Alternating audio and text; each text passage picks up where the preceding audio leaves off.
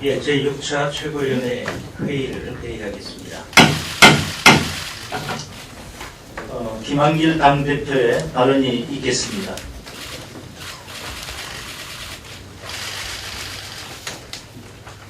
광주 5.18 민주화 운동 기념식이 반쪽 통사로 끝나고 만 것은 대단히 유감스러운 일입니다. 박근혜 대통령께서 후보 시절부터 말했던 대통합 의지의 진정성에 대해서 의문을 갖지 않을 수 없습니다. 기념식에서 임을 위한 행진곡을 부르면서 눈물이 나더라는 광주 시민들의 아픔을 대통령께서 같이 해주셨더라면 국민 대통합에 얼마나 좋은 기회가 됐었겠나 참으로 안타깝습니다. 문제의 본질은 5.18 민주화 운동에 대한 박근혜 정부의 역사 인식에 있다고 생각합니다. 모 처장 개인의 문제가 아니라 박근혜 정부 차원의 문제라고 생각하고 이에 우리 당이 대응해야 한다고 생각합니다. 이제 오늘 최고위원회가 끝나면 10시부터 을을 지키기 위한 경제민주화 추진위원회 회의가 있습니다. 여기서는 경제 권력의 행포 때문에 불이익을 강요당하고 있는 을들을 지키기 위한 구체적인 방안들이 논의될 것입니다. 우리는 을을 위한 민주당이 되겠다는 것을 증명한 바가 있습니다. 여기서 말하는 을은 경제적으로 불이익당하는 분들만이 대상이 아닙니다. 가령 윤창중 전 청와대 대변인에게 당한 인턴 여직원처럼 인격 존엄을 훼손당하고 있는 모든 분들이 을입니다. 가령 임을 위한 행진곡을 부르고 싶은 자리에서 끝내 제대로 부르지 못한 광주 시민들도 이때에는 을입니다. 국가정보기관의 정치 공작에 의해서 공격당하는 야권도 이때에는 을입니다. 인간답게 살 기본권, 사회적 기본권을 부당하게 침해당하고 있는 모든 분들이 을이라고 생각합니다. 한 말씀 더 드리겠습니다. 어제 서울광장에서 열린 노무현 대통령 추모 문화제에 갔다가 없었으면 좋았을 일을 당했습니다. 한 남자분이 팔꿈치를 앞으로 세우고 갑자기 제게 돌진하면서 충돌해서 가슴팍이 아팠는데 가슴석은 더 아팠습니다. 노무현 대통령을 더 많이 사랑한다고 주장하는 분들의 일부일 그분들 역시 여전히 우리 편의 일부이기 때문입니다. 그분들의 이런 식의 행태가 민주당을 얼마나 깎아내리고 있는지를 생각하면 참으로 안타까울 뿐입니다. 서울광장에서 만난 대부분의 사람들이 저희 일행을 반갑게 맞아주신 것 고맙게 생각합니다.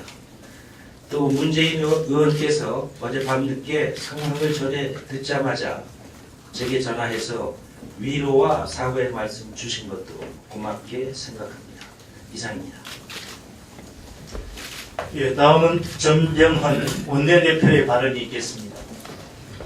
네, 먼저 발언 전에 오늘 원내대표 선출된 이후에 첫 번째 당 지도부의 선정에서 매우 의미 있고 감사하게 생각합니다. 그동안 원내를 잘 이끌어주신 박기춘 전 원내대표, 현 사무총장님께 깊은 감사도 아울러 드립니다. 방금 당대표께서 말씀을 하셨습니다만 5.18 민주화 정신에 대한 훼손과 역사 왜곡이 매우 심각한 지경에 이르렀습니다.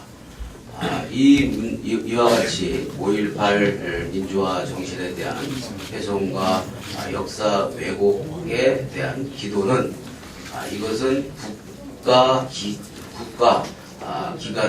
기강의 문란 사건, 즉 국기 문란 사건입니다. 이것은 이미 정부에서 대한민국 정부가 5.18 민주화 기념일로서 정한 것이고 또 5.18 민주화 정신은 우리의 역사적인 정체성과 정통성을 가진 매우 중요한 그런 기념으로 역대 대통령께서 쭉 참석을 해서 그 헌신과 기회에 대해서 늘 지하도 하고 격려도 했습니다. 현 박근혜 대통령도 마찬가지였지요. 그렇다면 이와같이 5.18 민주화 정신을 훼손하고 그리고 역사를 왜곡하는 이와 같은 기도에 대해서 국기문란으로 규정하고 엄중한 후속 조치가 필요하다고 생각을 합니다. 우리 민주당은 모든 수단을 동원해서 사법적으로 또 정치적으로 행정적으로 모든 수단을 동원해서 이와 같은 기도에 단호하게 대처할 것이고 응징해 나갈 것입니다. 아울러 경제 민주화 관련해서 어제 최경환 원내대표와 많은 이야기를 짧지만 나눴습니다. 다시 한번 촉구합니다. 경제 민주화 관련 법, 약속된 법은 우선 처리가 돼야 할 것입니다. 지금 거리에는 새누리당이 돈이 도는 경제 민주화, 하도급법 개정안 국회 통과 이렇게 생색을 내는 그런 현수막을 거리 곳곳에다가 붙여놓고 휘날리게 하고 있습니다. 저희 민주당은 국민이 아파하고 고통스러워하는 이 문제를 해결하는 경제민주화법 처리에 대해서 그 공을 모두 한나라당이 몽땅 가져가도 좋습니다. 그러나 이것을 늦출 수는 없는 것입니다. 국민이 아파하고 고통스러워하고 있고 또 진단과 처방이 나왔으면 바로 치료하는 것이 당연한 것입니다. 이 국민이 아파하고 고통스러워하는데 갑작스럽게 뜬금없는 속도 조절로는 무엇입니까? 의사가 환자가 아파하면 바로 치료하는 것이지 왜 속도를 조절하고 하겠다는 것인지 알 수가 없습니다. 6월 국회에서 경제민주화법 관련해서 충분한 성과가 있기를 기대합니다. 그래서 6월 국회가 의뢰 눈물을 닦아주는 국회가 되기를 소망합니다. 예, 다음은 신경민 최고위원의 발언이 있겠습니다. 국정원문건 또 나왔습니다. 그동안 정동영 전 의장에 대해서 수년간에 걸쳐 DDKK00 등 여러 개 아이디들이 의문의 폭격을 해왔던 것이 의문이 풀렸습니다. 이 사건을 지금 저희는 단순한 정보기관의 사유화로 생각하지 않고 이건 국정을 문란하게 하고 이건 거의 국정 혼란을 이끌기 위해서 그리고 국정원을 정치 컨설팅 회사 내지는 정치 흥신소로 쓰기 위한 걸로 보고 있습니다. 이것은 청와대가 개입하지 않는 한 있기 어려운 사건이고요. 국민들이 이것이 과연 무엇이냐, MB만의 정원이냐, 국가조작원이냐, 국가정치공작원이냐라고 묻고 있습니다. 박범계 의원의 법적 검토와 진선미 의원의 보고를 이따 추가로 듣겠습니다. 북한이 주말에 연이어서 미사일을 발사했습니다. 이것은 국제 제재를 피하기 위해서 단거리 미사일을 쏘고 있는 건데요. 이게 지금 여러 번 했던 수법이기도 합니다. 북한은 지금 이러고 있을 때가 아니고요. 지금 현재 우리도 이 문제를 심각하게 봐야 될 상태로 들어가고 있습니다. 특히 곧 있을 중국 외교, 말로만 하는 말의 성찬이 아니고 제대로 된 내실 외교를 하라는 지금 상황으로 들어가고 있고요. 23일 개성공단 기업인의 방북 재추진 문제도 정부가 여러 가지 문제를 종합적으로 보기 위해서는 이번에는 정말로 좀 추진을 해줘야 될 것 같습니다. 이와 관련해서 한일 관계가 지금 너무나 심각하게 가고 있습니다. 일련의 발언으로 봤을 때 이미 상식적 수준을 넘어선 것으로 보여서 우리 당에서도 제재 추가적인 조치를 취하지 않을 수가 없는 단계로 들어가고 있습니다. 윤창중 관련해서 한 가지만 말씀드리고 끝내겠습니다. 호텔 안에서 두 여성이 울부짖은 것은 그날 밤 윤창중이 워싱턴 밤을 헤매던 이리 한 마리가 아니었고 국가 여러 기관들이 조직적으로 이리 때에 합류했다는 것을 보여주는 겁니다. 이 부분에 대해서 지금 현재 청와대 측은 사건 발생 이틀 그리고 윤희 귀국한 지 하루 동안 대통령이 몰랐다는 것을 국민에게 믿도록 강요하고 있습니다만은 만약에 이것을 믿는다고 해도 보고분표와 허위 보고고요. 이것이 거짓이라고 하면 국가 차원의 조직적인 성범죄자 은닉 행위에 대통령이 동조한 것으로 볼 수가 있습니다. 이 사건이 이렇게 얼버무릴 일이 아니고 사실대로 밝히고 사과하고 그리고 징계할 부분 징계하고 보완 대책 내놓고 법정에 서야 할 사람 빨리 법정으로 보내는 것이 맞다고 생각합니다. 늦었지만 이것이 유일한 해법이라는 것을 여러 기관들이 해당 기관들이 직시하기 바라겠습니다. 이상입니다. 네, 다음은 조경태 최고위원의 발언이 있겠습니다. 네, 지금 밀양이 상당히 심각하게 돌아가고 있는 것 같습니다. 이 밀양 송전 철탑의 문제 제가 4년 전부터 중재하고 대화 타협을 시도해 왔습니다만은 한전의 그 무성의한 그 대화 태도에 의해서 지금 그 상당히 어려운 지경에 놓였습니다. 아시다시피 오늘 공권력이 투입이 될 것이라는 그런 우려의 목소리가 있습니다. 그래서 저희 민주당에서는 오늘 즉시 현장에 가서 그 주민들과 한전의 그 대치 사항을 완화시키기 위해서 대화와 타협을 촉구하기 위한 노력을 할 것입니다. 한전 측에 요구합니다. 대화 중에는 공사를 하지 않겠다는 그 약속을, 그 원칙을 지켜주셔야 됩니다. 그리고 제가 6차에 걸친 중재 토론회를 했습니다만은 제가 지켜봤을 때 느낌은 한전에서는 그냥 그 시간 끌기 이후에 바로 공사를 강행하려고 하는 그런 움직임이 많았다 이런 말씀을 드리고요.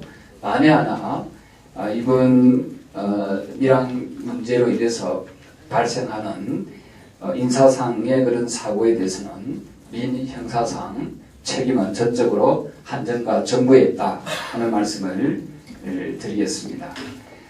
우리 민주당에서는 이 문제를 어뢰 입장에 놓여 있는 우리 서민들, 주민들의 편에 서서 함께 이 문제를 해결하기 위해 최선의 노력을 다하겠다는 그런 말씀을 드립니다.